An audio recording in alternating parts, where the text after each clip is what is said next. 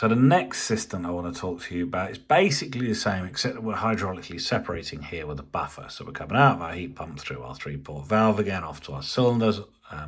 We're then going to bring our pipework into our buffer vessel. Okay, so some people love a buffer. If you do, this is for you. So the way I think of this is this. The heat pump's job is it's going to heat this buffer up and return here.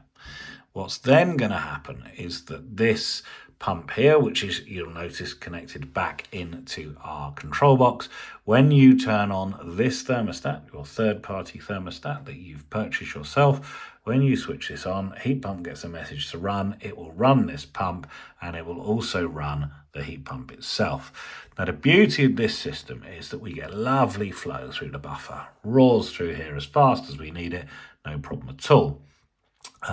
And if you have TRVs on here, so you've only got 1 or 2 or 3 radiators on, we don't care, because this doesn't affect the flow rate in the primary, which is all that matters to the heat pump itself.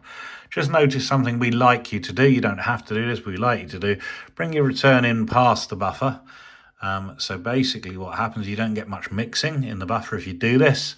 Better efficiencies. And the buffer is there. It's just going to balance out if there's an imbalance between this side and this side. Of course, one of the advantages of doing a buffer is you can, if you like, have as many zones as possible coming out of here, out of your buffer itself. So if you've got, 5-story house and you want 5 zone pumps, that's absolutely fine. However, if you'd like us to control them all, we can only do 2. So typically you'd have pump zone 2, pump zone 1, and you can see our radiators connected here.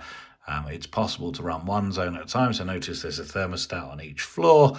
And that will run the pumps appropriately and so on. So this is a nice, simple system. It's very, very common in larger houses. So if you want to do this, it's fine. Again, you can see how this is set up. I've already mentioned this, but one of the things that we do quite a lot of is where you have a buffer in the system like this. You have your 2 zones, but the 2 zones run at different temperatures. So as an example, we might be running the radiators at 55 degrees, but our underfloor heating only running at 35. So if you're going to do this, not a problem. But what we suggest you do is put a mechanical mixing valve down here. It could be done electrically, but I think mechanical is just as effective and much easier to set up. So you've got your mechanical mixing valve down there, making sure the floors never get above 35 degrees C. So this is how we would do sort of multi-temperature systems. If you do the buffer system, again, you can increase the efficiency of the system by not using third-party stats, by using the higher room thermostat.